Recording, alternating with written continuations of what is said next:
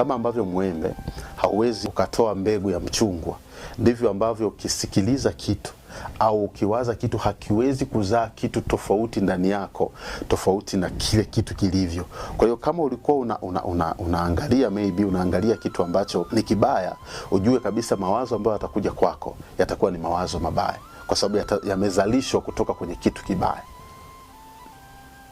Kama ulikuwa unasikiliza kitu fulani, okay, tufanye mfano, unasikiliza kitu ambacho ndani yake kimebeba content ambayo inakatisha tamaa. Uwe na uhakika baada ya kumaliza kusikiliza, kuna namna na wewe ndani utasikia kukata tamaa. Na ukishaanza kusikia kukata tamaa, mawazo yataanza kuja, yani utaanza kuwaza mawazo ambayo ndani yake yamebeba agenda ya kukukatisha wewe tamaa.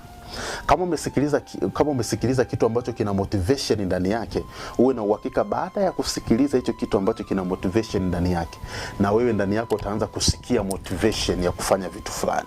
Kwa sababu gani? Kwa sababu ni wazo limeanza kuzalishwa kutoka kwenye kile ambacho ulikisikia.